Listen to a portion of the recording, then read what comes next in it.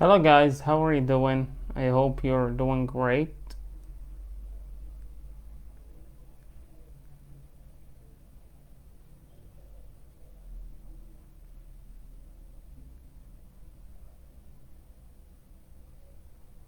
نكمل مع بعض ان شاء الله كورس تعلم الانجليزية للمبتدئين، كورس الانجليزي الشامل. تمام، احنا في المحاضرة رقم 8. اوكي، هناخد النهاردة المحاضرة رقم 8 ان شاء الله، نتعلم فيها حاجات جديدة بإذن الله. اوكي، طيب هنبدأ بالنهاردة الجغرافيا، geography. اوكي، geography كل حاجة متعلقة باليونيفرس عامة، يعني اللي هو العالم. اوكي، الحاجات المتحدة منها زي الشمس، زي القمر، زي السماء، زي الأرض. اوكي، كل الحاجات المتعلقة بالحاجات الكونية دي جغرافيا، geography. اوكي، علم الأرض. alright. تمام. اوكي، so let's get to it. so هنتعلم بعض الكلمات الجديدة، وهناخد النهاردة برضه إن شاء الله المشاعر feelings. اوكي، أفعال، كلمات عن المشاعر والأحاسيس، وقاعدة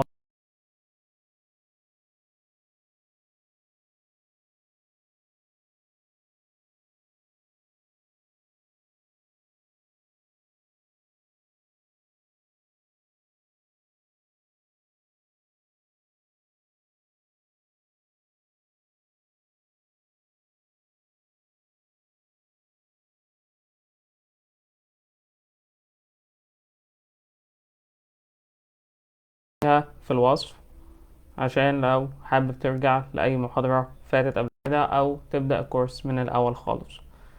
Okay, so geography، جغرافيا. session number 8 geography، نتكلم عن الجغرافيا. أول حاجة عندنا universe اللي هو الكون. تمام، الكون كله اللي احنا عايشين فيه. Okay,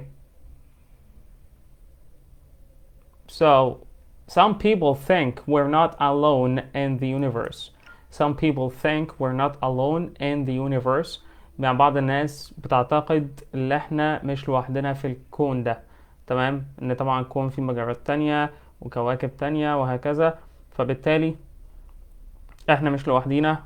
وده يعني ايه، زي ما بتشوف كده في افلام الخيال العلمي، aliens وحاجات غريبة كده.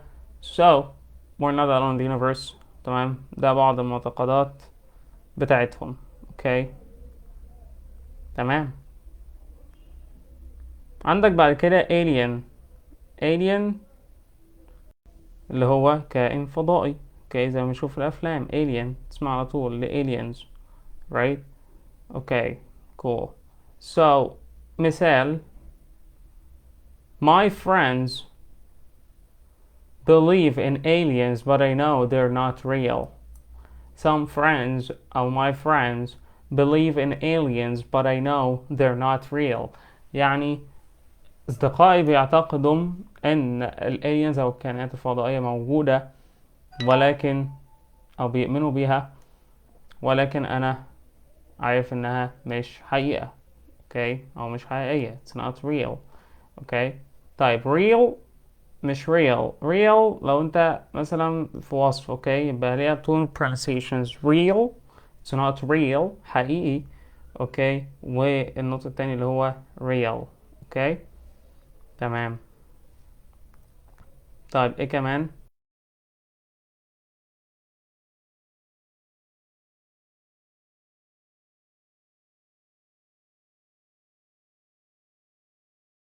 بيك يعني يؤمن بيه. لما تؤمن بحاجة I believe in.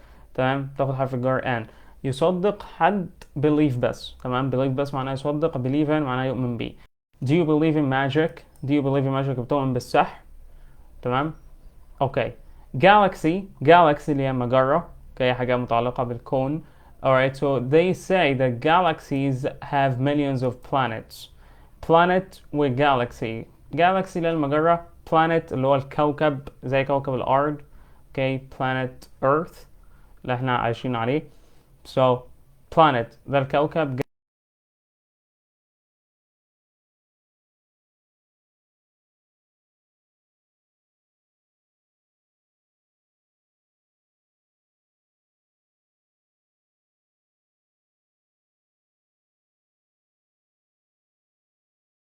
أو لا. تمام. So they say that or they say galaxies have millions of planets. That ممكن تقول that، ممكن تقول ما تقولهاش. Okay, so they say galaxies، ما بيقولوا كذا او ما بيقولوا ان كذا كذا كذا. طبعا that دي حاجة اختيارية، ممكن تستخدمها ممكن ما تستخدمهاش في كلامك. اوكي تمام. بعد كده عندك geography اللي هو الجغرافيا، اللي هو الموضوع اللي احنا بنتكلم عنه. geography.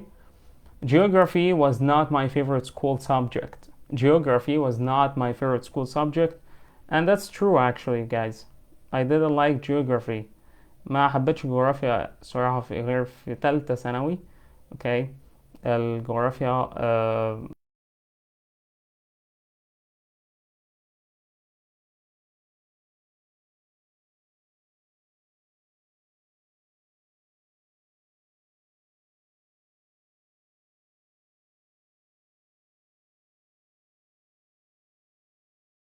subject، وانا عارف انتوا relate to that. يعني ممكن طبعا ناس كتير ما كانتش بتحب الجغرافيا في، او انت حاليا ما بتحبش الجغرافيا وانت مثلا في الثانوي. اوكي طيب تمام. عندك sun solar solar system solar energy.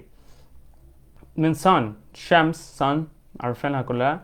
solar بقى دي شمسي، دي الصفة solar شمسي. solar system يعني نظام شمسية، النظام الشمسية. تمام. solar energy الطاقة الشمسية. بس solar system النظام الشمسية، solar energy الطاقة الشمسية. اوكي طيب do you know the names of the planets in our solar system؟ النظم الشمسية. Do you know the names of the planets in our solar systems؟ طبعا ده كوكب بتاعنا Earth. اوكي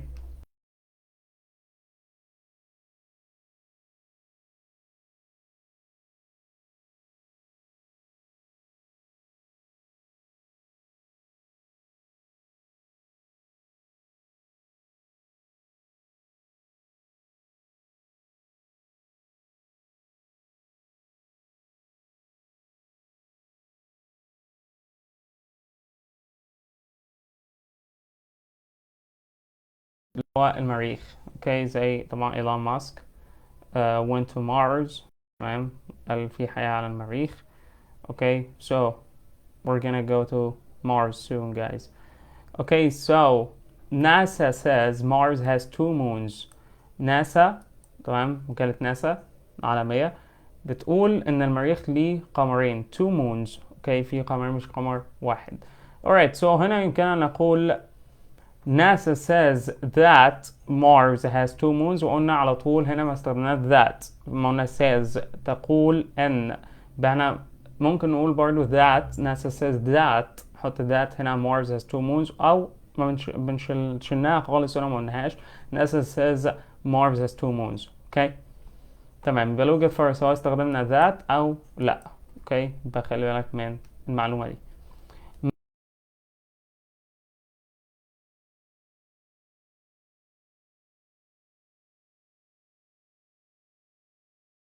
mountain of course صوتيات. تمام خدنا already التي وحالتها والنطق بتاعها سليم في اللهجة الأمريكية. تمام يبقى mountain or mountain. Everest is the tallest mountain in the world. Everest is the tallest mountain in the world.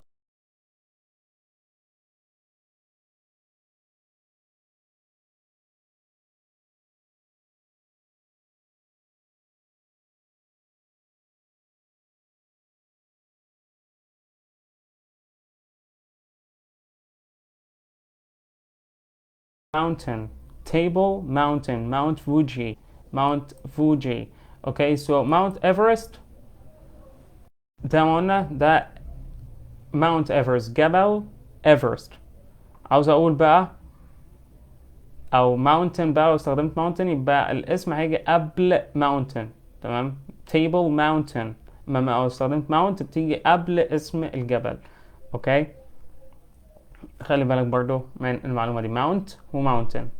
اوكي so table mountain Mount Fuji. واحنا بنقوله طبعا بنفس تسمية الايه الجبال، اوكي، على انه اسم علم. alright. hill يعني تل او هضبة. his house is on the hill, it has a good view. اي طبعا زي طبعا هوليوود، اوكي، البيوت على التل بيبقى شكلها تحفة، شكلها خرافي. اوكي. so his house is on the hill, it has a good view. okay.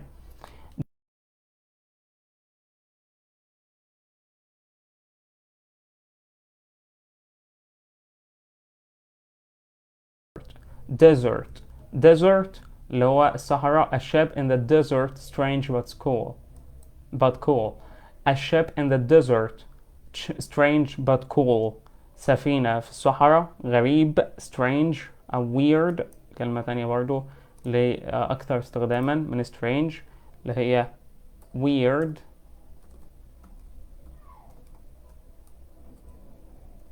yes. okay. but cool ولكن طبعا رائع، غريب but رائع. okay. weird, something weird, something strange. okay. waterfall هو شلال المية. waterfall jumping is extremely dangerous. رياضة قفز من الشلالات هي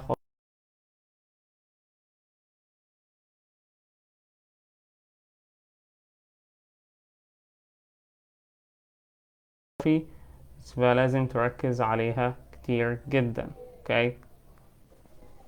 استخدمها في كلامك على طول. alright. عشان لازم تبقى عارف او عندك خلفية عن الكلمات ديت والموضوع ده، عشان لما تيجي تتكلم عن الحاجات ديت او صدفتك مرة اللي انت تتكلم عن الحاجات ديت، زلازل وبراكين وقارات ودول، اوكي، ويونيفرس وكواكب، فتعرف تتكلم عنها ليه؟ باش عندك خلفية عن المعلومات ديت والكلمات ديت already. so you have vocabs power, right? so كلماتك قوية. in order to learn any language، تمام، عشان انت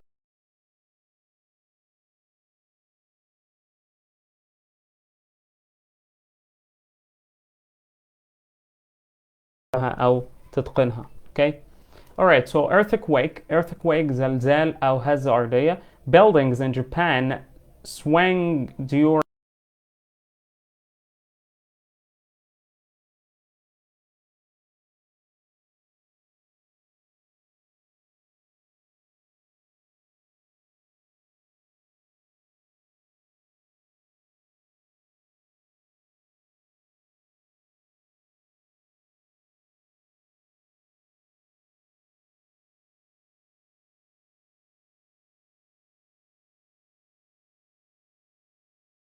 world. ناس مش متتفقش او مش عارفة تتفق على عدد القارات في العالم. اوكي. agree on يتفق على.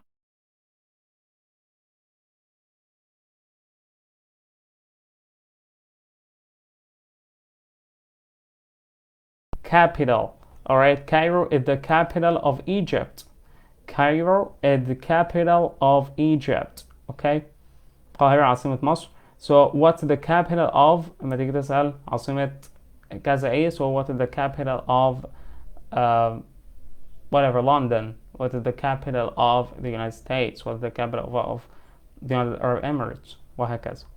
طبعا دي شكل خريطة كده زي North America, South America، جنوب أفريقيا وشمال أفريقيا، Europe، Africa، القارة اللي احنا فيها دي قارات اهيت. alright. so continents، Asia، Australia. alright. so Antarctica.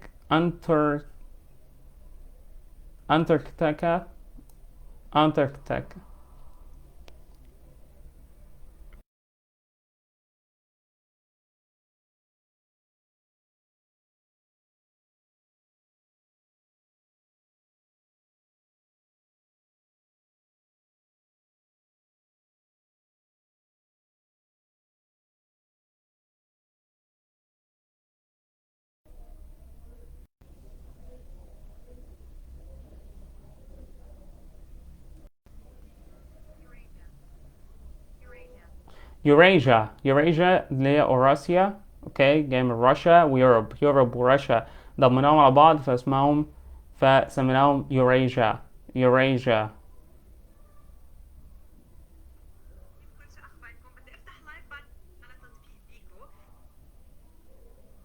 Okay.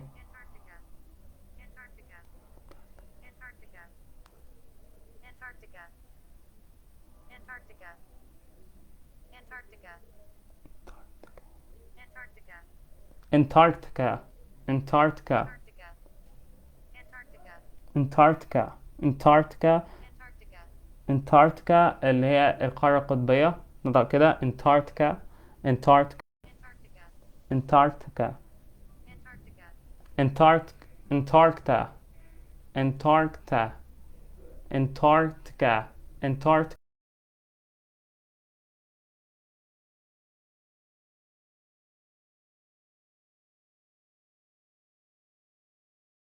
So مدينة city أو town. طبعا ما عندناش تسمية فبنقول الاسم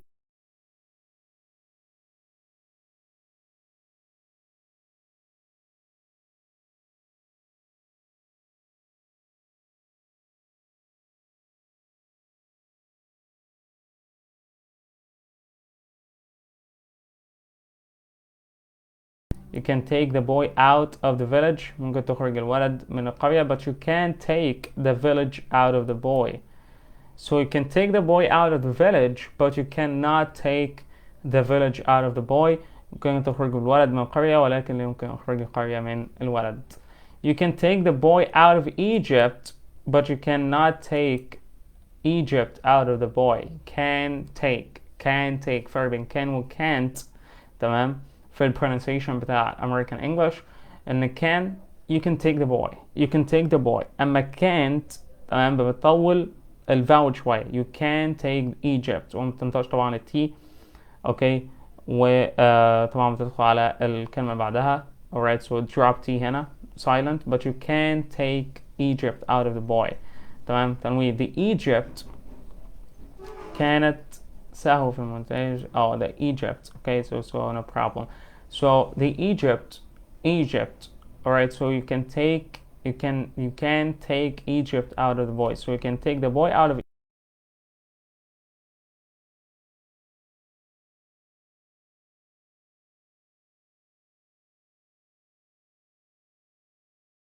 الكلمات متعلقة بجغرافيا so يا ريت تكتب في الكومنت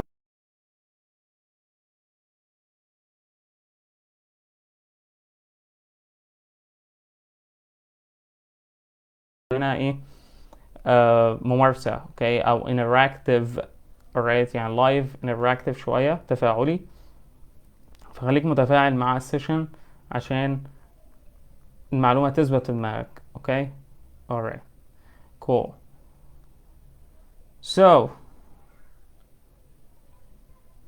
مشاعر هنا feelings يعني المشاعر careful يعني حذر Johnny is a very careful man especially when doing business Johnny is a very careful man especially when doing business Johnny رجل حذر جدا خصوصا عندما يمارس الأعمال التجارية عنده حذر I'm very careful with my words when talking to my boss I'm very careful with my words when talking to my boss cautious محتاط أو حريص جدا يعني هناك هاجس أو خوف تمام مهووس كده بالحذر cautious Johnny is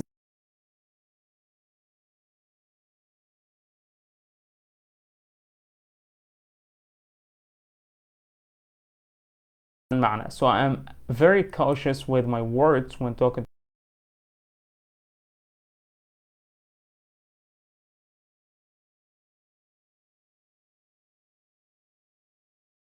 curious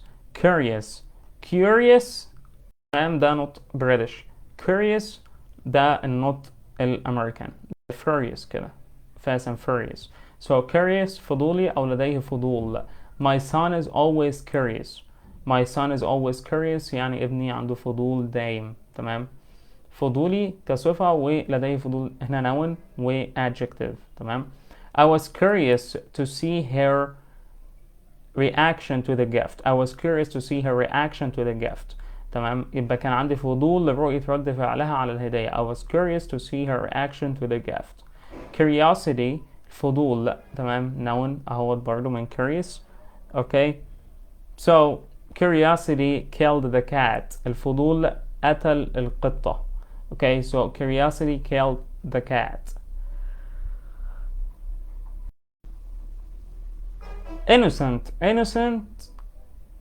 innocent man، بريء أو ضحية. I don't know if the prisoner is guilty or innocent.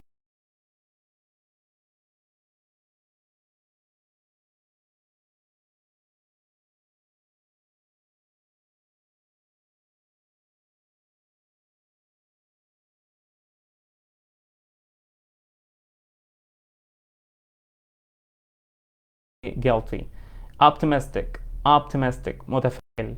I don't care what others think. I'm optimistic. مهتمش باللي بيقولوا الآخرين. I'm just optimistic. Just like me, I'm all optimistic guys. And I'm so happy that you are here with me. So pessimistic متشائم عكسها. Stop this pessimistic thinking and start to see the good things. Stop this pessimistic thinking and start to see the good things. Okay. aggressive عنيف أو عدواني. My neighbor's dog is very aggressive. My neighbor's dog is very aggressive. كلب جاري عدواني جدا. aggressive العدوان أو العنف. aggression. okay, ده النون بتاع aggression. العدوان أو العنف. aggressive عنيف أو عدواني. adjective النون بتاعها aggression. okay. satisfied راضي بحاله. okay, satisfied just مرضي. Our customers are very satisfied with our service. satisfied with يبقى حرف الجر with على طول.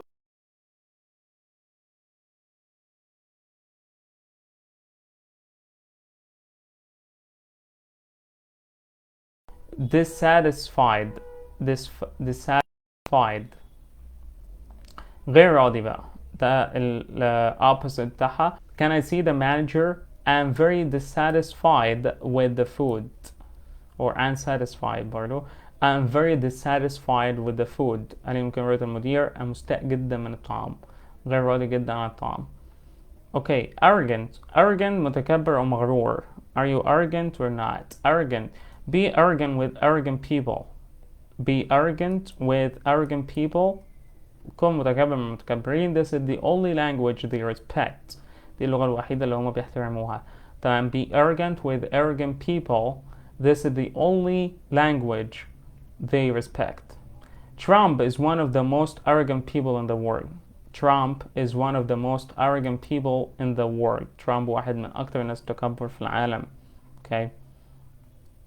One day you will have a president who looks like this corn cob. تمام. One day you will have a president who looks like this corn cob. يوم من الأيام سيكون لديكم رئيس يشبه لوح الذرة هذا. corn cob يعني اللي هو لوح الذرة. اوكي. كلمة برضو جديدة ممكن تستخدمها في وصف as an hilarious with like humorous thing بشكل مضحك يعني أو بشكل ساخر. So one day you'll have a president who looks like this corn cob, right? exhausted متعب أو مرهق يعني أكتر من tired طبعا. متعب جدا مرهق جدا. I'm too exhausted I'll just sleep here. I'm too exhausted I'll just sleep here. So very tired. Okay. Exhausting متعب أو مرهق ودي صفة. Traveling is always exhausting for kids. سفر دايما مرهق للأطفال. Okay.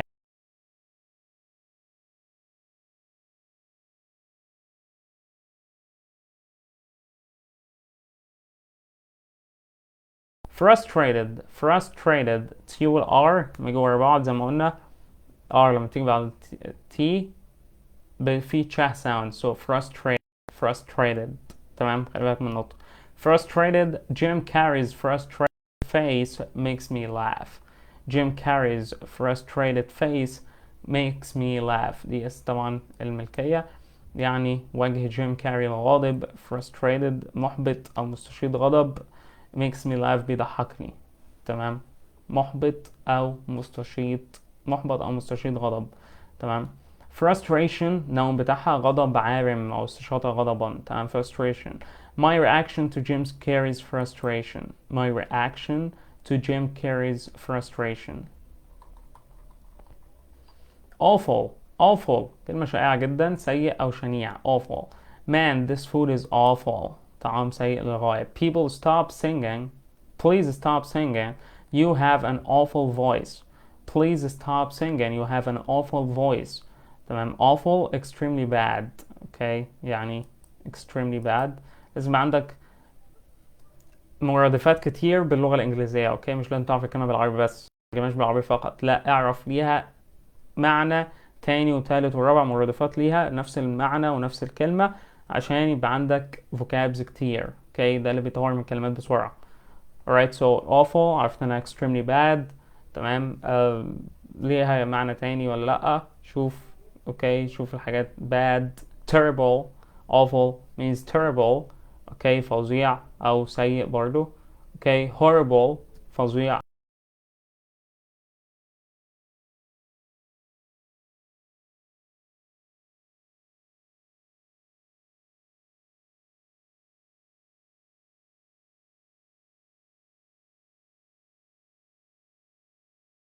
what happened? why are you so disappointed? disappointed أنا قلت هنا disappointed إن التي جاي قبلها n، فبالتالي تبقى أو بتختفي. okay drop t هنا. alright but disappointed. تمام. دي آخر طبعا آخرها ed endings. اوكي وقبلها t فبالتالي هتنطق ed، فهي disappointed أو disappointed. that wanted. I wanted to do this. I've always wanted to do this. تمام. فنفس النطق هي wanted. اوكي فبالتالي بندروب t هنا عشان قبلها n فتسهيلة للنطق، فبنقول disappointed على طول. disappointed. اوكي I thought you were a good man. I'm disappointed in you. اوكي طبعا بيجي معناها حرف الجر n، خاب أملي فيك. تمام. I'm disappointed in something. اوكي Mary is disappointed with the weather today. تمام. with disappointed with or by إذا كان سبب خيبة الأمل شيء. تمام. disappointed in someone إذا كان إيه بسبب خيبة الأمل شخص. تمام. يبقى disappointed in someone. disappointed with or by something. تمام. بيجي وراه شيء لو by أو with. تمام. لو by أو with. disappointed وراه حاجة شيء with the weather today يبقى طبعا نستخدم حرف الجر with أو by. أما لو وراها شخص disappointed خايب الأمل في شخص. تمام. بنستخدم حرف الجر n. اوكي good. تمام. خلصنا كده الفيلينجز أو المشاعر. ندخل على آخر حاجة في سيشن النهاردة، أدوات الربط. أدوات الربط when and while استخدامهم إيه وبستخدمهم إزاي. اوكي جرامر بسيط كده برضو. alright زي ما احنا متعودين بناخد كلمات وبناخد جرامر في السيشن.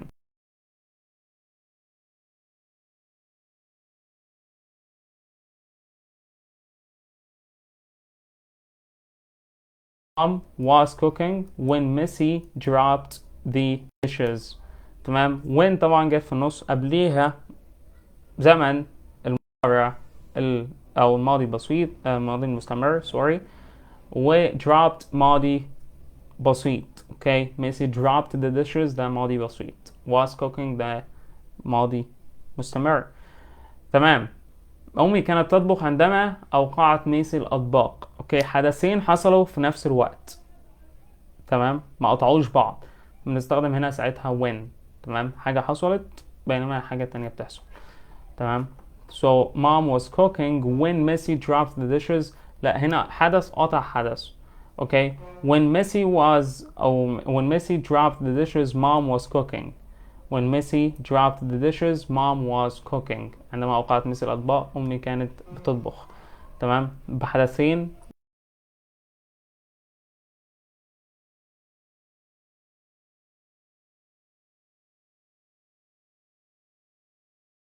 the electricity went out. I was taking the shower when the electricity went out. الكهرباء اتقطعت. تمام. لما كنت بستحمى فالكهرباء قطعت. تمام. when the electricity went out I was taking a shower. ممكن طبعا تيجي في أول الجملة وبتيجي في نص الجملة. لو جت في أول الجملة بيجي بعدها ماضي مستمر، ماضي بسيط، وبعد كده ماضي مستمر.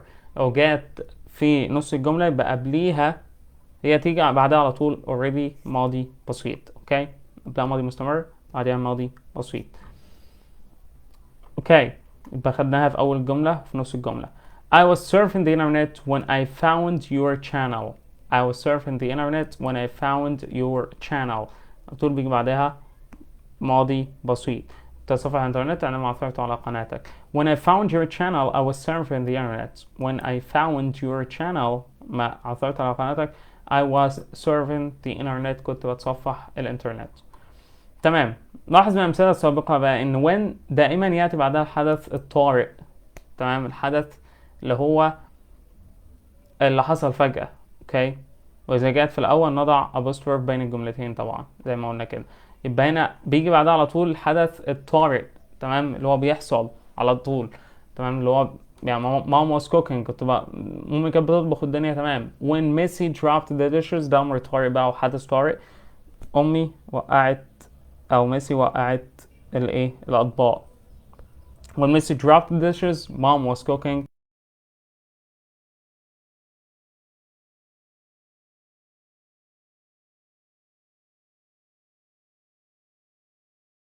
بينما أو في أثناء. هنشوف. while mom was cooking Missy dropped the dishes. Missy dropped the dishes when mom was cooking. تمام، ده الفرق بينهم بقى، ان while بيجي وراها الحدث اللي هو العادي مش الطارئ بقى، الحدث اللي هو بيحدث already. بينما أمي كانت بتطبخ، أو في أثناء أمي ما كانت بتطبخ، ميسي وقعت الأطباق dropped the dishes. Okay, so Missy dropped the dish when mom was cooking. While I was taking a shower the electricity went out. While I was taking the shower بيجي طبعا بعديها ماضي مستمر، وبعد كده الجملة التانية بيبقى ماضي بسيط. Okay, so the electricity went out while I was taking a shower. Okay, هناخد طبعا ماضي بسيط، وخدنا الماضي البسيط already. Okay, وهناخد الماضي المستمر ان شاء الله. اوريدي في فيديو على القناة بشرح الماضي المستمر في كورس قواعد. اوكي، اتفرج عليه قبل ما نيجي للسيشن القادمة بإذن الله. So, and he sat with Pete while he was dying. And he sat with Pete while he was dying. جلست مع بيت في أثناء ما كان بيحتضر، بمعناها بينما أو في أثناء while.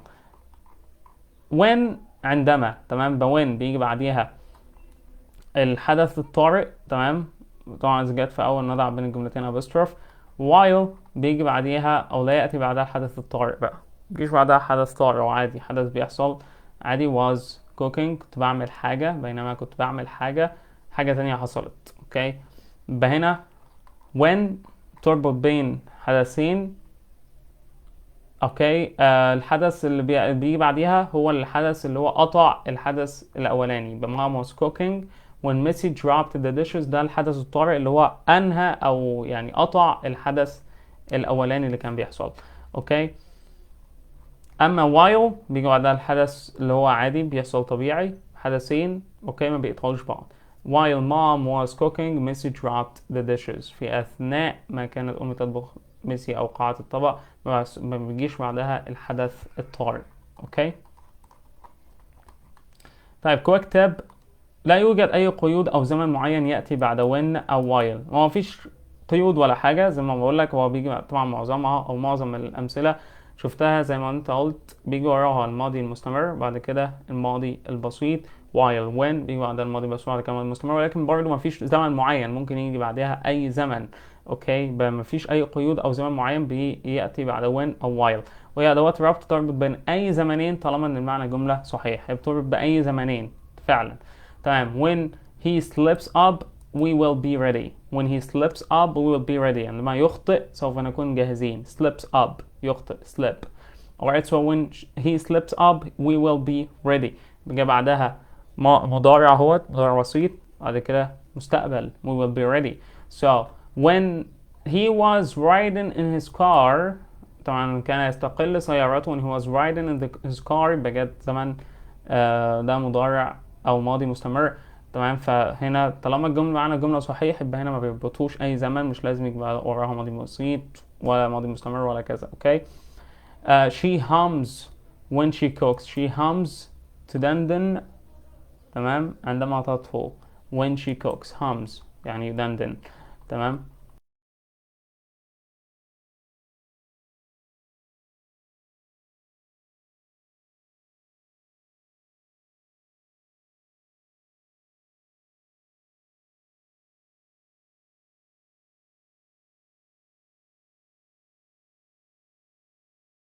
مش هتنساها. Okay, so that's it guys for today إن شاء الله. سيشن النهاردة خدنا جغرافيا geography، خدنا feelings، خدنا المشاعر، وكلمنا وخدنا كلمات مهمة جدا وكلمات ممكن تكون جديدة عليك. أدوات الربط while when، تمام، وعرفنا إن هو مفيش أي قيود، ممكن أي زمن بيجي بعد when أو while عادي طالما إن الجملة صحيحة، بس بتربط بين حدثين. أوكي. so أتمنى تكونوا بخير وكويسين، ورمضان كريم علينا بإذن الله. في اليوم السادس، فإن شاء الله بإذن الله تكون أو بتجتهد تعمل اللي عليك عشان ربنا يوفقك بإذن الله. فدايما احرص على ان انت practice practice practice practice practice makes progress guys. practice practice practice practice number one. تمام. في اللغة. اوكي. عشان كده بطلع لايف كل يوم على اوديو ماسنجر.